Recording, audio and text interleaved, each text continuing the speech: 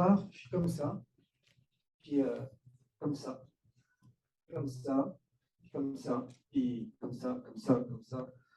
Puis je me dis, on a tous eu notre cadre de pensée, de présentation. Ce week-end, c'était extrêmement passionnant. Et je dois dire que je suis extrêmement ému. Le stress peut-être se fait sentir dans ma voix. Et puis aussi honoré d'être présent parmi ces personnalités, pas simplement scientifiques, mais véritablement humains qu'on a entendu ces 2 derniers jours. Et je vous remercie énormément de votre écoute au préalable. Alors Michel et moi, on avait convenu de naturaliser un peu cet événement et son contenu serait bienvenu. Donc c'est ce que je vais m'atteler à faire pendant près de 3/4 d'heure. Alors me voilà avec ce défi de partager une réflexion sur les frontières des territoires de la PNI, si je peux parler un peu comme un géographe. Et je vous propose donc pour cette fin de colloque d'explorer quelques perspectives environnementales de la PNI. Je vais essayer de vous garder alerte un petit peu. Avant cela, peut-être quelques mots sur moi, parce que je n'ai pas écrit de bouquin, etc. Je sors un peu de nulle part, si je peux dire, mais je trouve que cette diversité qui s'est exprimée ces 2 derniers jours, c'est véritablement ce qui fait la richesse de la PNI. C'est cette capacité d'oser parler de bateaux de guerre, de parler de planète, de parler de microbiote, de cancer, d'environnement, d'homéopathie, etc. C'est cette ouverture à la pluralité de la maladie en général, de la santé, qui est la richesse, qui fait le cœur de la PNI, qui fait le cœur de beaucoup de pratiques holistiques, en fait. Alors, qu'est-ce qui m'a amené dans ce monde-là? Je ne sais pas si c'est le bouquin de Michel Pierre, Michel Lys, qui s'appelle Au bonheur des plantes, que m'avait offert ma grand-mère, qui m'a poussé dans le dos, ou à l'époque, si c'est les alléchantes primes pour la reconversion professionnelle qui existait encore, qui m'a amené vers la naturopathie. Mais toujours est-il, je suis tombé dans la naturopathie après avoir étudié la géographie, le développement durable à l'université. Et j'ai réalisé que la santé de l'environnement, le développement durable, c'était aussi une question personnelle et il fallait s'aider à se développer durablement soi-même. Donc, j'ai pratiqué la naturopathie pendant quelques années et me voilà aujourd'hui à vous parler de naturopathie, de PNI et d'environnement. Alors, le paysage des pratiques médicales en lien avec la PNI, elle peut être assez vaste et je vais prendre quelques minutes en introduction pour recontextualiser un peu tout ça rapidement et en définir un peu les principales. Michel m'avait demandé de faire ça, donc voilà, je m'y attelle. Alors, tout d'abord, la médecine traditionnelle, qui a une longue histoire, aussi vieille que l'humanité finalement. On a tous en tête ces articles passionnants sur l'usage des plantes des civilisations anciennes. Moi, il y avait un article qui m'avait passionné à l'époque, c'était sur Ötzi, vous savez, cette momie des glaces qu'on a retrouvée dans les années 90 dans les Alpes. Et on a énormément étudié, on a allé chercher ses tissus, son intestin, on savait ce qu'il mangeait, etc. Puis on a trouvé une chose fascinante, on a trouvé des tatouages sur Ötzi. Et ces tatouages, en fait, ils se sont révélés que c'était une pratique ancestrale d'acupuncture. Donc, sans les microscopes, sans toute la science qui existe aujourd'hui, les hommes savaient déjà comment gérer leur santé, leur équilibre. Alors, la médecine traditionnelle, par définition, en fait, c'est la somme totale des connaissances, des compétences, puis des pratiques basées sur des théories, des croyances et des expériences indigènes à différentes cultures, qu'elles soient explicables ou non. Ça, je trouve c'est très intéressant, qui sont utilisés pour le maintien de la santé à travers la prévention, le diagnostic, l'amélioration ou le traitement des maladies tant physiques que mentales. Alors là-dedans, on a le Kampo japonais, la médecine traditionnelle chinoise, la naturopathie, l'ayurveda, etc. Ça, ce sont des exemples de médecine traditionnelle qui font tous écho à la PNI. Il n'y en a aucune là-dedans qui ignore les interactions entre les différents systèmes du corps, c'est évident. Et à côté de cela, par ailleurs, il y a un nombre considérable, il faut le savoir aujourd'hui, de disciplines qui sortent du champ de la médecine traditionnelle. Il y en a à peu près 400 que recense l'OMS aujourd'hui. Alors, c'est un joli méli-mélo, hein, j'en ai juste sorti quelques-unes, j'en parle un petit peu. À côté de cela, il y a les naturels, les parallèles, les douces, les complémentaires, non conventionnels. Chacun y va un petit peu de son qualificatif. Ça fait d'ailleurs l'objet de débats houleux, sémantiques, totalement inutiles, mais bon, toujours est-il qu'ils existent, qu'elles sont là, et on fait avec. Alors, au Canada, par exemple, je vais vous donner quelques exemples, les médecines alternatives et complémentaires, les MAC, englobent toutes les approches qui ne sont pas reconnues par la médecine conventionnelle. L'homéopathie en fait partie, l'acupuncture, la chiropratique et la massothérapie. Ce qui est certain, et on le sait tous, c'est que toutes ces médecines sont très populaires. En 2006, je vais vous donner quelques chiffres, 74% des Canadiens mentionnaient avoir déjà eu recours à une MAC au moins une fois dans leur vie. Et 65% des Québécois déclaraient avoir utilisé au moins une MAC dans le passé. Et si on prend les chiffres de Synadiète en France, c'est similaire. Voilà. Donc, on est dans la règle du 80-20. La majorité des gens savent intuitivement que la nature leur fait du bien, de quelque façon qu'elle soit.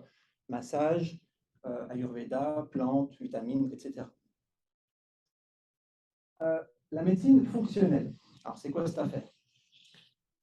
L'Institut de médecine fonctionnelle aux États-Unis l'a défini, parce que c'est une origine américaine, comme une approche individualisée, centrée sur le patient et fondée sur la science, visant les causes sous-jacentes de la maladie et la promotion d'un bien-être optimal. Alors, vous ne m'en voudrez pas si je fais mes notes. Je ne suis pas encore relié à la source, je suis relié à mes notes. C'est aussi pour le bien-être de l'auditoire. Cette médecine fonctionnelle, elle nécessite une compréhension détaillée des facteurs génétiques, biochimiques et de style de vie de chaque patient. Elle s'attaque aux causes plutôt qu'aux symptômes. Alors, on n'est pas loin du tout ici de ce qu'on apprend sur les bancs des écoles de naturopathie, évidemment. Hein, et je trouve que c'est un message porteur d'espoir, c'est ce courant de la médecine fonctionnelle, ce courant de la médecine intégrative. Pourquoi? Parce que ce sont des salles entières, des centaines de personnes, et je vous dis pour l'avoir vécu, des docteurs en médecine qui se forment à cette vision holistique de la médecine, aux États-Unis en tout cas, en Amérique du Nord. Donc, de l'ouverture et de l'intérêt, il y en a, c'est certain. Il faut juste, comme on le fait aujourd'hui, communiquer et en parler. La médecine intégrative, c'est une autre bulle, mais qui fait partie de l'eau ferrugineuse de toutes ces pratiques, on va dire, ferrugineuse, comme dirait notre vieil ami. La médecine intégrative, alors, elle s'avère un petit peu différente parce qu'elle a recours à la médecine conventionnelle, c'est une pratique médicale que les médecins utilisent, mais elle cherche aussi à comprendre l'individu dans son ensemble, mais elle va coordonner diverses formes de thérapies complémentaires pour améliorer le bien-être du patient. Donc, on va mobiliser en médecine intégrative un pool de praticiens spécialisés qui vont accompagner ensemble le patient. C'est un peu un jeu collectif, quoi. Très intéressant. Alors, toutes ces médecines, implicitement, elles sont inclusives de la PNI, parce qu'elles reconnaissent les complexes interactions du système du corps humain, de sa psychologie, de ses croyances, mais aussi de l'impact du style de vie et de l'environnement sur la santé de la personne. Et c'est sur cette dernière notion, sur l'environnement, qu'on va naviguer un petit peu pour le reste de cette présentation. La PNI, c'est une approche de plus en plus considérée et apprise par les praticiens, notamment en Europe. J'en parlais encore avec mes collègues en Espagne, il y a beaucoup d'ostéopathes et de chiropraticiens qui utilisent cette approche holistique. Donc ça se diffuse, pas seulement chez les naturopathes ou les docteurs, mais aussi chez les praticiens de santé de divers courants, comme les ostéopathes. Et pas besoin d'avoir un cerveau de prix Nobel, encore que ça pourrait être chouette, mais pour comprendre que la santé résonne avec celle de l'environnement. La résonance, Marc nous en a parlé, moi j'ai été fasciné par tout ce que j'ai entendu ces 2 derniers jours. C'est le fondement de la santé environnementale qui, par définition, comprend les aspects de la santé humaine, y compris la qualité de vie, qui sont psychosociaux, physiques, chimiques, biologiques, sociaux et même esthétiques de l'environnement.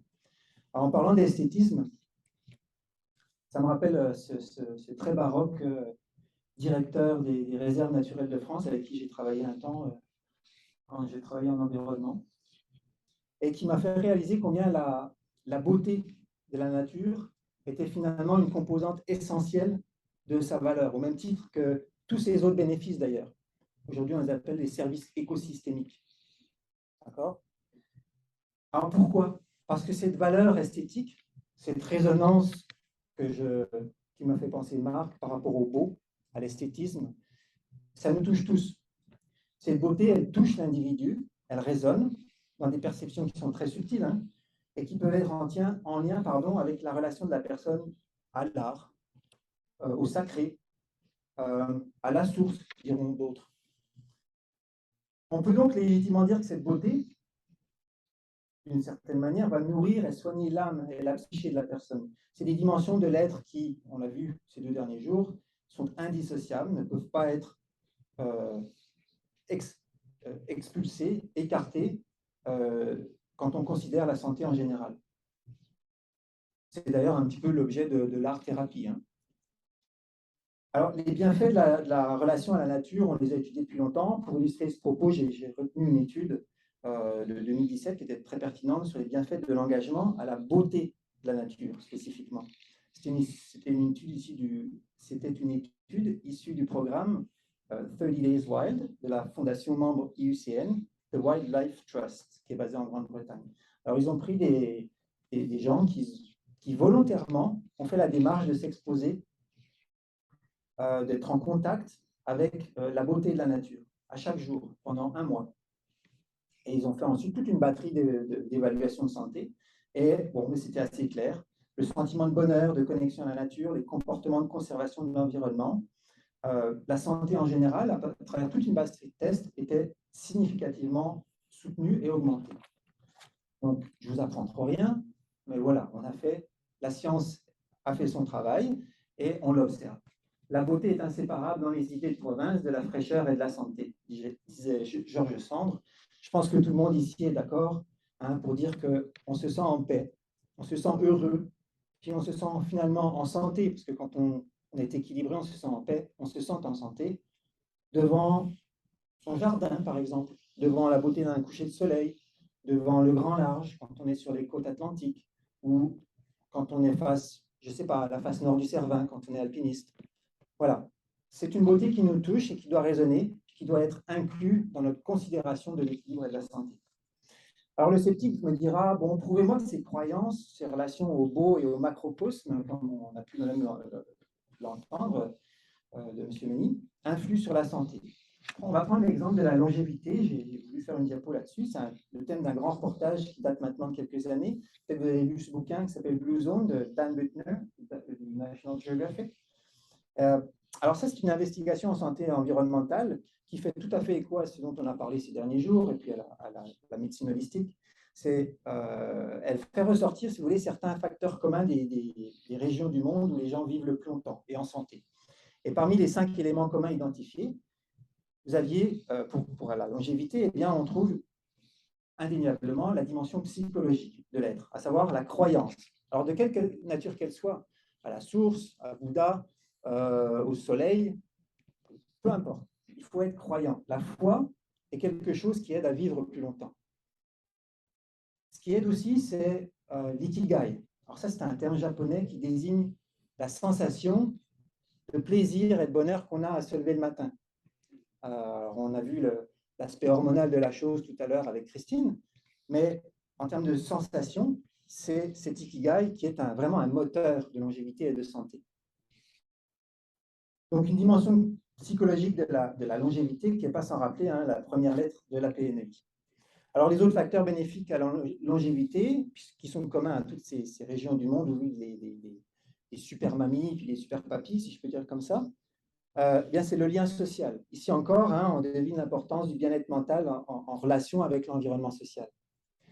Et ça renvoie d'ailleurs à un modèle qui s'appelle le modèle biocognitif de l'anthropologie médicale, qui est proposé par le docteur Martinez et qui est fait mention dans le livre, dans l'essai de Michel sur la PNI. Je vous invite à relire ces quelques pages.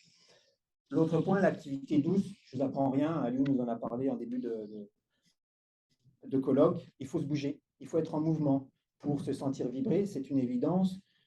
Chacun trouvera l'activité qui lui convient, l'intensité qui lui convient aussi, selon sa nature, selon l'état mental ou l'état émotionnel dans lequel il est dans l'instant.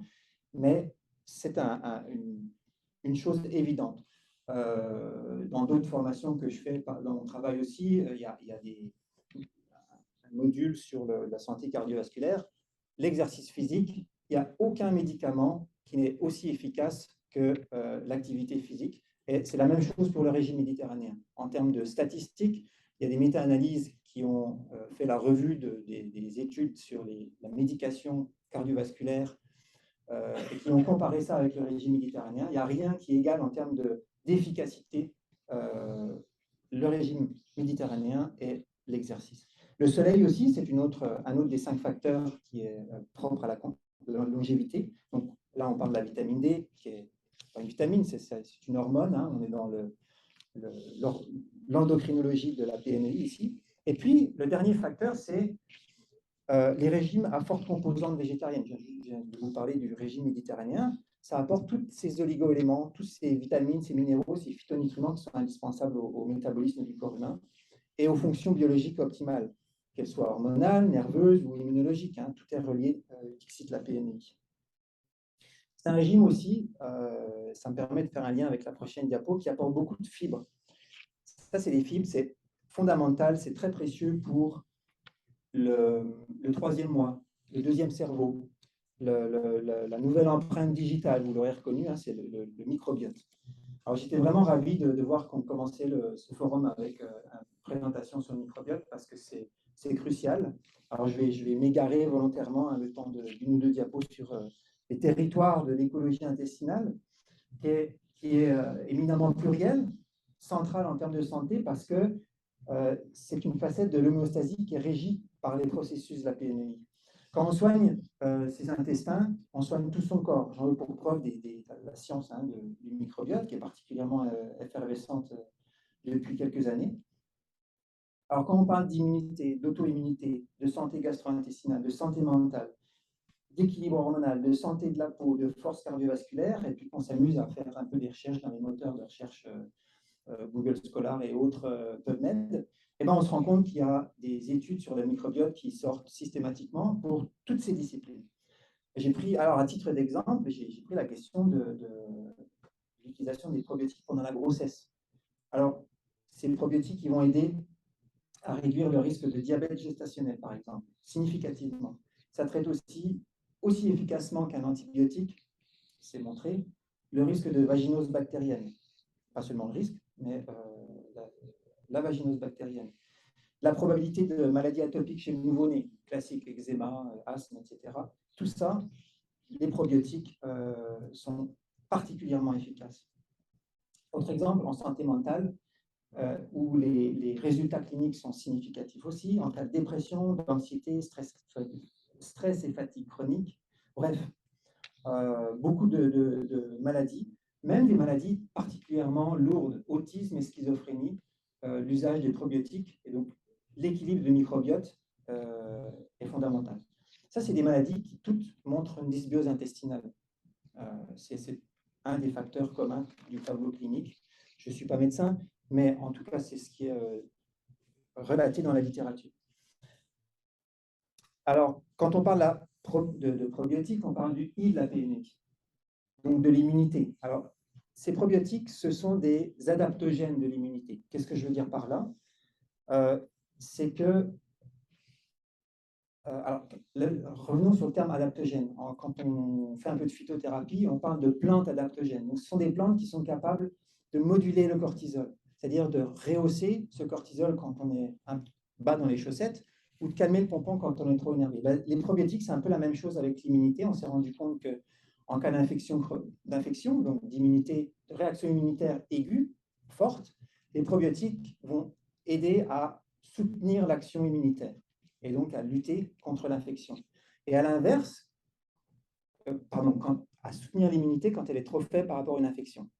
Et à l'inverse, quand l'immunité s'affole, en cas de trouble auto-immun, les probiotiques permettent de réduire l'intensité de la réaction immunitaire. C'est assez fascinant, je trouve, ce qu'un microbiote en santé peut aider à faire en termes de santé. Alors, quand on parle de probiotiques, on parle de E de la PNI aussi, en endocrinologie. Alors, l'exemple qu'on a écouté plutôt aujourd'hui, c'est l'exemple de l'hormone sérotonine. l'hormone du bien-être, même si c'est une vision étriquée de l'hormone, qui n'est pas en phase ou scalaire, comme dirait Marc Henry, mais toujours est-il que c'est cette hormone qui aide à se sentir bien. Eh bien, le probiotique, les probiotiques aident le microbiote à fournir cette hormone. Alors, autre aspect tout aussi intéressant à discuter sur les probiotiques, je ne sais pas si c'est quelque chose qui vous interpellera, mais et je ne m'étalerai pas non plus là-dessus, mais ça montre bien leur importance. C'est des petites infos d'économie. C'est un marché annuel mondial de 40 milliards d'euros. C'est énorme en fait en comparaison au marché global des nutraceutiques, qui est d'environ 200 milliards d'euros de manière internationale, avec une croissance qui est folle, 6% ces dernières années. Donc, dans le dernier baromètre 2021 de Synadiet, aussi pour vous donner quelques chiffres par rapport à cette classe de nutraceutiques, en France, 27% des femmes interrogées consommaient des probiotiques dans le dernier baromètre 2021 de Synadiet sur les compléments alimentaires.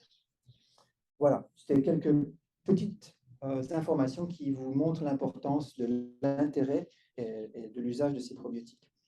Alors revenons un peu, si vous voulez bien, sur notre dada, la santé environnementale. Paradoxalement, un microbiote en santé, ça ne veut pas dire qu'il y a des bonnes bibites, comme dirait un Québécois. Non, il faut tout pour faire un monde. Il faut aussi, dans un microbiote, des parasites, des bactéries, des virus, des champignons en tout genre, mais dans une certaine mesure, évidemment. Ne me faites pas dire ce que je n'ai pas dit. Pourquoi? Parce que l'exposition à ces vieux amis de l'homme, comme je les nomme ici, on peut appeler ça ainsi.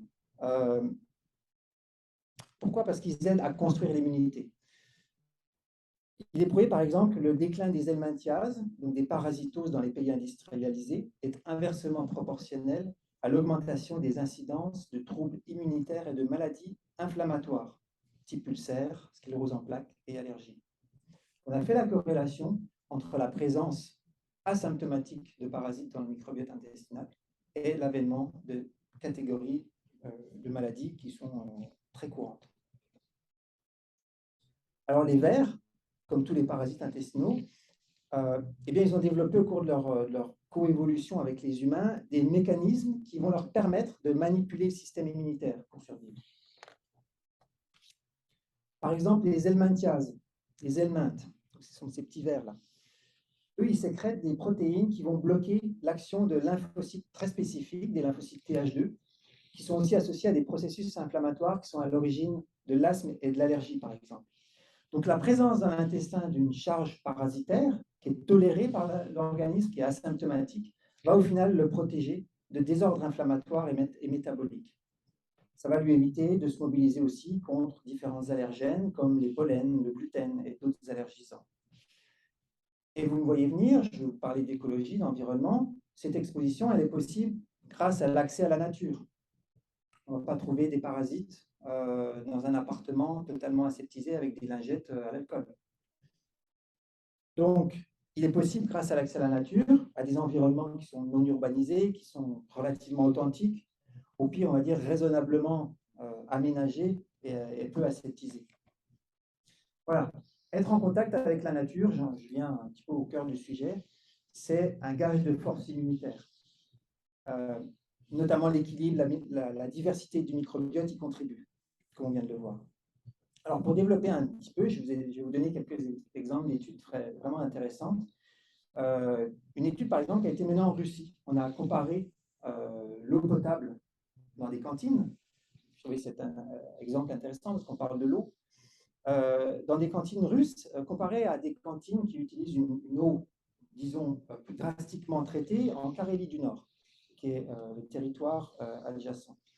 Et la concentration des micro-organismes qui était en Russie 20 fois plus forte, et bien malgré cela, ce sont les enfants russes qui présentaient une bien meilleure immunité et beaucoup moins de maladies atopiques. Pourquoi? Parce que leur système immunitaire s'était construit petit à petit en réponse à cette biodiversité de micro-organismes qu'ils ingéraient chaque jour. C'est une sorte de vaccin finalement, à petite dose, naturellement amené dans le corps. Autre exemple, qui est à peu près similaire, j'ai pris l'exemple des Amish aux États-Unis. Vous connaissez cette communauté assez spécifique. Eux, ils ne connaissent pas l'asthme. Bon, il y a bien d'autres choses qu'ils connaissent, hein, mais l'asthme, en l'occurrence, ce n'est pas une maladie qu'ils connaissent. Pourquoi? Alors, il y a des études qui ont été menées, tout simplement parce qu'à chaque jour, ils sont dans un environnement où il y a des concentrations de poussière beaucoup plus importantes que n'importe où ailleurs dans un cadre de vie classique, qui n'est pas aseptisé. Donc, une exposition à des poussières qui fait que petit à petit, les poumons et le système immunitaire sont totalement armés pour répondre à un environnement qui, chez une autre personne, va créer des allergies et autre chose.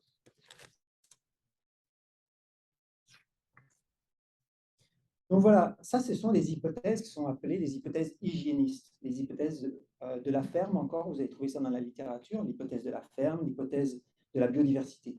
Ça reflète en fait un même processus selon lequel l'ensemencement des microbiomes des enfants, donc l'environnement intestinal, va les protéger de l'inflammation et des maladies chroniques. J'essaye d'aller un petit peu plus loin dans les chiffres pour vous réaliser la pertinence de cette réalité. Quand on vit près d'un espace vert, on réduit le risque d'asthmatique de 15%. Alors, pas n'importe quel espace vert, je ne parle pas des terrains de foot au vert synthétique, non, plutôt un environnement avec une végétation de qualité. Pourquoi? Parce qu'il a été aussi démontré que la qualité de la végétation, de la biodiversité, est en fait proportionnelle à l'intensité de la protection immunitaire. Autrement dit, plus on a une richesse naturelle, plus on a une biodiversité, plus la capacité du système immunitaire est marquée en termes de protection.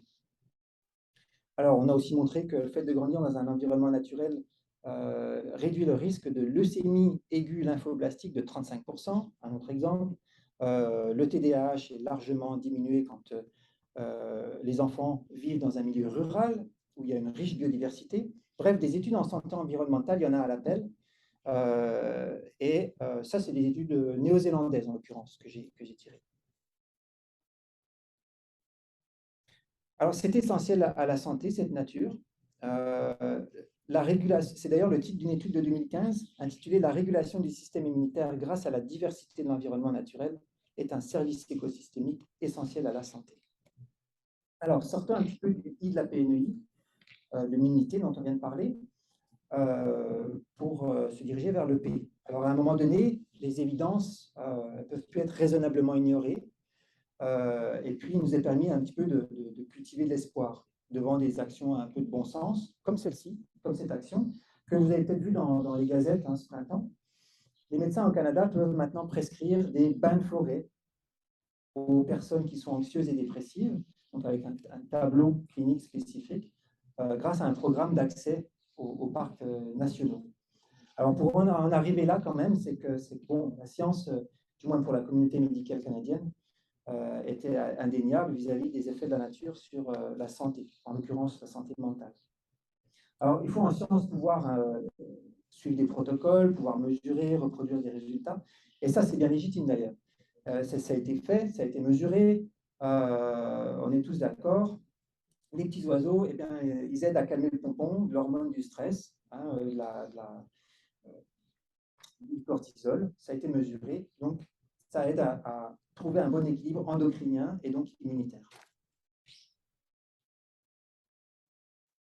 Autre exemple, en santé mentale, j'ai trouvé une revue systématique méta-analyse très intéressante, assez récente, d'octobre dernier, qui portait sur l'impact des activités de nature sur la santé mentale et physique des gens. Ça inclut une cinquantaine d'études et ça montrait que les activités de nature, le jardinage, les sports en nature, la conservation de l'environnement, les actions de conservation de l'environnement, donc l'implication de la personne, pouvait améliorer l'humeur, la santé mentale, susciter plus d'exercice, réduire les symptômes d'anxiété et de dépression. Alors bon, vous allez me dire, oui, on sait tout ça, pas de problème. Mais voilà, les études sont là et je pense que c'est vraiment important de réaliser que c'est maintenant une réalité clinique.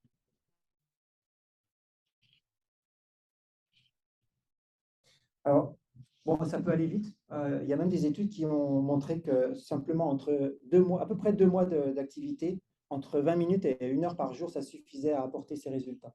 Donc, c'est assez rapide. Vous qui êtes clinicien, docteur, euh, quand vous parlez de contact avec la nature, il n'y a pas besoin de passer des journées entières dehors. Non, une fréquence relativement faible en nature suffit largement à apporter des bienfaits significatifs.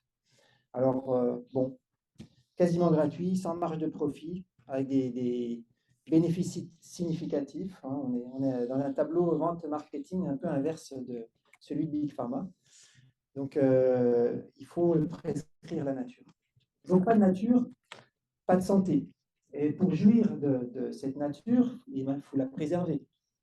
Alors, ce n'est pas à coup de glyphosate qu'on va faire ça, c'est plutôt avec l'intelligence du cœur. C'est plutôt avec des réflexions très profondes sur les modèles de société. C'est ce que fait par exemple l'Atelier paysan dans cet ouvrage qui est passionnant, récent aussi, sur les limites du modèle alimentaire industriel et marchand, donc les limites actuelles, et puis son impact sur la santé, entre autres. C'est un ouvrage qui est engagé. Alors pourquoi je vous en parle? Parce qu'on parle d'engagement. On parle beaucoup de santé, mais ça implique une conscience. Et quand il faut passer à l'action, ben, qu'est-ce qu'on fait? Alors, on va s'occuper, on va choisir au supermarché qu'est-ce qu'on veut manger, on va éviter tel ou tel polluant, mettre son téléphone. Puis au-delà de ça, ben, on va faire un petit peu aussi comme Michel fait. On va aller marcher, on va discuter. On va avoir un engagement politique. On va avoir une action personnelle, communicative, sociale, pour aider la santé de la communauté. Ça, c'est un bouquin qui offre vraiment des pistes très intéressantes, sérieuses, pour réhumaniser un petit peu la relation à la communauté et la relation à la terre aussi, surtout. La préservation de la nature et de la biodiversité, alors c'est un petit peu le pendant de la préservation de la santé, c'est pour ça que j'en parle aujourd'hui. C'est un petit peu une clé de voûte hein, de cette cathédrale de la santé. On discute ici les contreforts, les nervures, mais on parle aussi de choses cruciales, centrales, et la nature, pardon, l'environnement, c'est, me semble-t-il, une chose centrale. C'est une urgence collective qui est mondiale. Je vous épargnerai un petit peu les chiffres des espèces en extinction, des niveaux de pollution, des impacts sanitaires, socio-économiques. Tout est à glacer le sang. Mais l'urgence, c'est l'urgence de tous. Pourquoi? Parce qu'elle fait appel au sens de la responsabilité sociale. Elle fait appel au sens de l'engagement politique. Alors, je ne suis pas du tout politicien, je vote, mais la santé, on en arrive indubitablement à une réflexion politique. La responsabilité sociale envers cette nature, qui dans son, je dirais, son infinie générosité hippocratique, si je peux dire comme ça, elle nous soigne cette nature, on l'a vu. Quand elle chante, quand elle résonne, elle nous soigne. Quand on lui apporte les plantes qui résonnent avec la maladie, elle nous soigne. Mais à l'inverse, quand cette nature elle est déréglée, eh bien, elle nous rend malade. Un petit chiffre aussi, en 2016, l'OMS estimait qu'un quart des décès dans le monde étaient dus à un environnement insalubre. Alors, quand on se place en haut de la pyramide du vivant, on n'a pas seulement sali la nature en faisant ça. On a aussi déréglé certains des équilibres de la planète. Alors, ce matin, je me suis un petit peu posé des questions. Je me suis dit, est-ce que c'est vraiment l'humanité qui dérègle tout ça? Est-ce que le CO2, c'est vraiment la cause des dérèglements climatiques? On en a parlé hier avec Marc. Les planètes, ce matin, qui s'alignent, ça remet un petit peu tout en cause par rapport aux origines des pandémies. Mais bref, on est dans nos cadres et je pense que chaque cadre est pertinent à considérer dans une vision holistique de la santé, dans une compréhension globale. Bon, bref, un des résultats de cet homo-nombrilisme, ce sont les changements climatiques. Ces changements climatiques, ils s'amplifient et ils induisent des risques environnementaux sur la santé. Pourquoi? Parce qu'ils modifient l'accès aux ressources en eau, en aliments, leur qualité, l'air qu'on respire, le bien-être mental, les ressources financières, ça perdure nos lieux de vie. Ce sont des impacts quotidiens monstrueux, globaux, systémiques. Prenez l'exemple des inondations au Pakistan le mois dernier. Ça a touché une superficie aussi grande que la Grande-Bretagne. C'est pas rien. C'est pas 3 villages. Et le secrétaire de l'ONU de déclarer: je n'ai jamais vu de carnage climatique de cette ampleur. Là, les mots, ils sont lourds de sens. On parle maintenant de carnage. Alors, incendie, tornade, pardon, c'était carnage, tornade, canicule. Tout ça, est-ce que ça ne nous rend pas malade? De 1000 façons possibles. Je vous parlais des hauts sommets parce que je suis alpiniste. Et vraiment, quand je suis dehors, quand je suis en montagne et que je vois ces montagnes, ben, mon âme, si je peux parler de dimensions de l'être différentes que ce que je parle ici, de chiffres et autres, ce que je ressens, ben mon âme, elle pleure. Parce que, vraisemblablement, quand je serai papy, ben mes petits-enfants, je ne pourrais peut-être pas les amener fouler un glacier. Avoir ce plaisir que j'ai eu moi, que j'ai envie de partager, ben je ne pourrais peut-être pas l'avoir. Et ça me rend malade d'une certaine manière. C'est psychologique, vous allez me dire, c'est projeté, mais on l'a bien vu avec Marc, il nous l'explique, toutes ces vibrations, ça va s'exprimer un jour, ces malaises qu'on a face à l'environnement. Donc c'est une réalité qui est là, qui est terrible. Et comment on fait pour en parler en santé, de parler de santé dans ce contexte de drame climatique et de fonte à vue d'œil de la biodiversité? Alors, l'exercice a été fait partiellement, mais avec brio par Marie-Monique Robin, dont la filmographie et les publications en disent long un petit peu sur son engagement. Rappelez-vous Le Monde selon Monsanto, en 2008. Alors ici, dans son dernier ouvrage, La fabrique des pandémies, la sentence, elle est sans appel. Elle est aussi tranchante qu'un rasoir de Solingen. Les activités humaines, telles que menées à l'heure actuelle, elles favorisent. Est-ce qu'elles sont la cause? On peut se poser la question.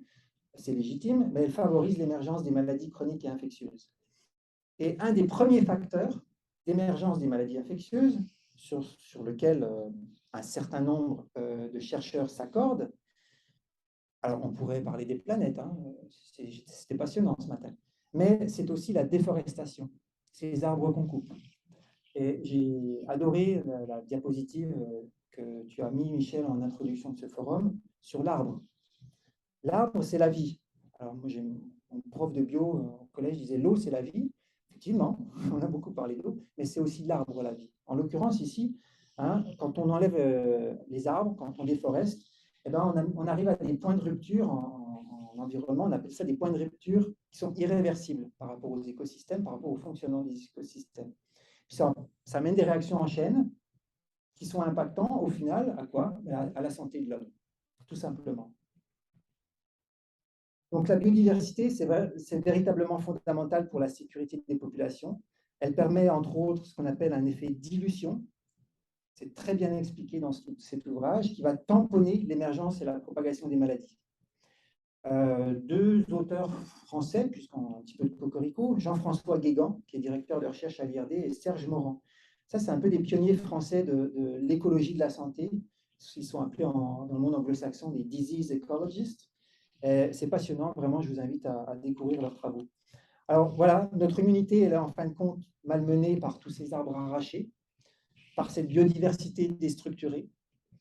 Et plutôt que de s'inclure intelligemment et modestement dans l'arche de la vie, eh bien, on continue à la délimiter, à l'aseptiser, et puis à la vacciner aussi, étrangement d'ailleurs. L'impact de la perte de la biodiversité et des défis sanitaires internationaux qu'elle engendre, notamment à travers les pandémies, les maladies infectieuses et puis les maladies chroniques aussi, qui sont plus sournoises, elles, ce n'est pas uniquement physiologique, c'est aussi psychologique. Le stress, face à ces crises sanitaires qui surgissent de plus en plus fréquemment, enfin, si on en croit l'alignement des planètes, c'est peut-être pas si fréquent que ça, mais c'est cyclique en tout cas. Bon, bref, ça amène un certain traumatisme par rapport à la santé mentale de populations entières.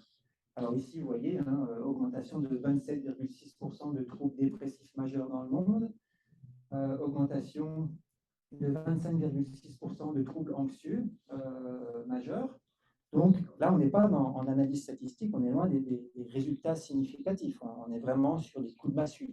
C'est des chiffres qui parlent beaucoup plus que quelques pourcentages. Alors, je cite, voir un lien entre la pollution de l'air, la biodiversité et le Covid-19 relève du surréalisme et pas de la science.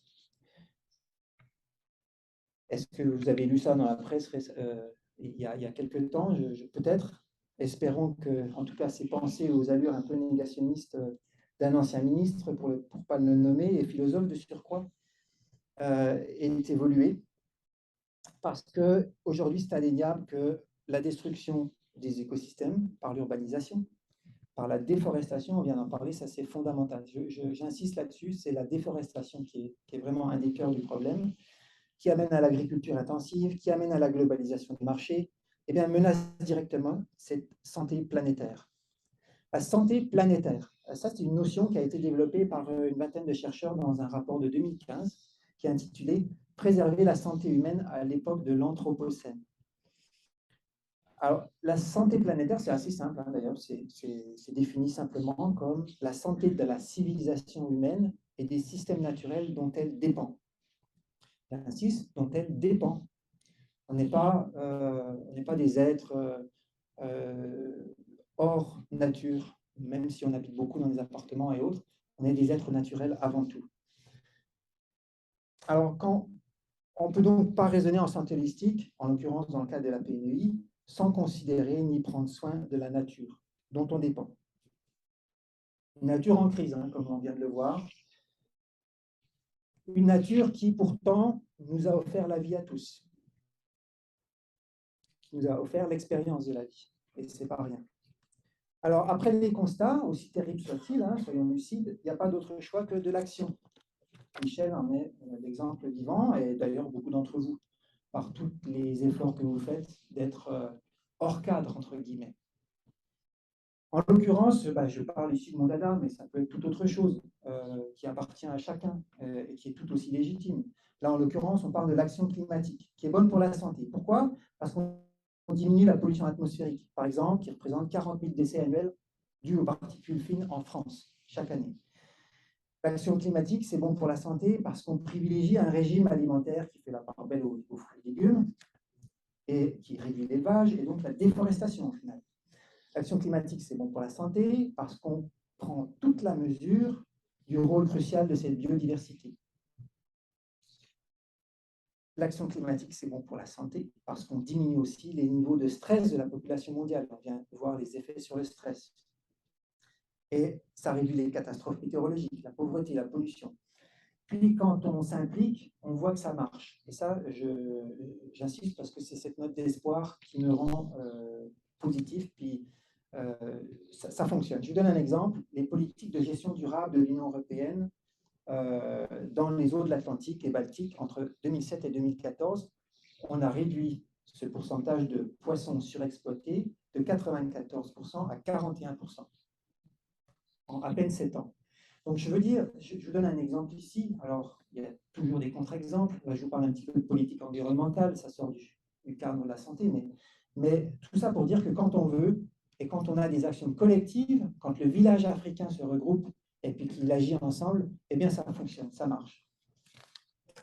Un jour, on en a parlé avec Marc, un jour, l'usage de l'hydrogène pour les transports, ça marchera.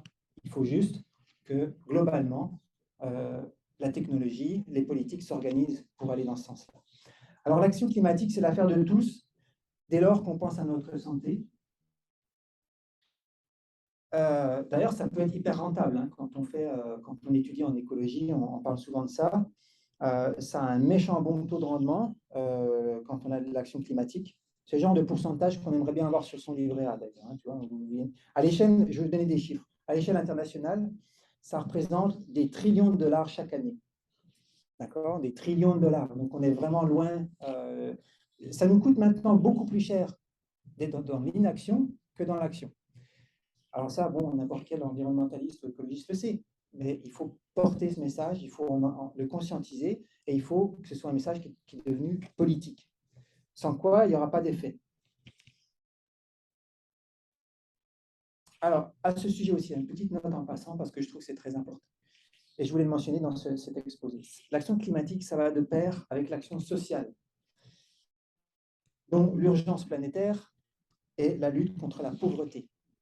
On ne raisonne pas en écologie, en environnement, en sciences environnementales, sans raisonner en sociologie et par rapport à la lutte contre la pauvreté. Ça, c'est lié. Aussi, de la même manière que la P, le N, le E, le I sont liés, la pauvreté et l'action écologique sont liées indubitablement. Il y a beaucoup d'études, mais je vous passerai ça.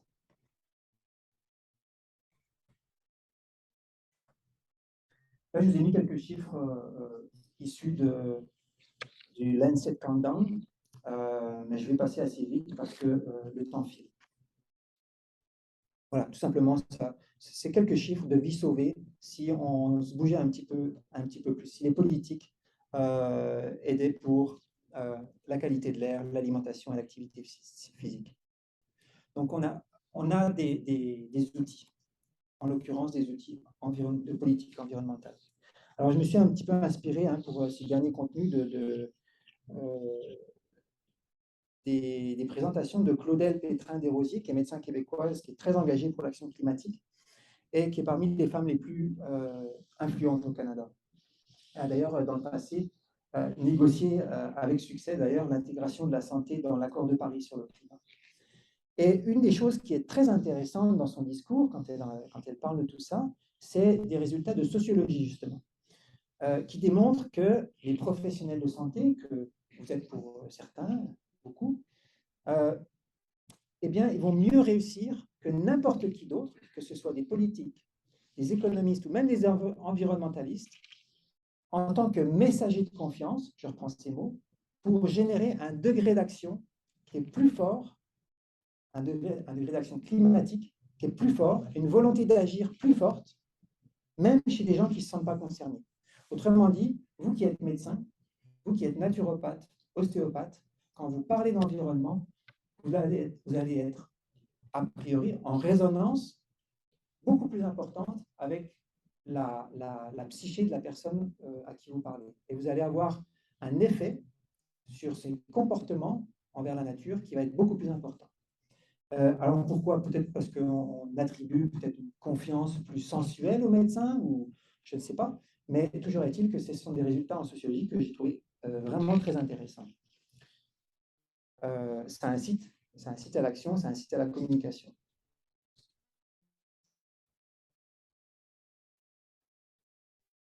Alors, pour terminer, chacun peut chez soi prendre soin de la nature et de sa santé dans ses gestes de consommateur, dans ses choix psychologiques, relationnels, interpersonnels, dans ses habitudes de vie, mais aussi et surtout collectivement et politiquement. J'en reviens au village africain. La PNEI, on l'aura bien compris tout au long de ces 2 journées, passionnantes vraiment. Ce n'est pas seulement une discipline médicale où on va parler de physiologie, ou même d'ondes, etc. C'est, à mon sens, chacun a son cas, encore une fois, mais la PNI, ça implique au final une réflexion et un engagement qui est éminemment spirituel et politique, très engagé. Pourquoi? Parce que repenser la relation à la santé par le spectre de la PNI, puisqu'on en parle ici, ça amène indubitablement à repenser notre relation à la communauté, au territoire, au terroir, mais aussi et surtout à la nature et à notre propre nature, à sa beauté aussi, surtout.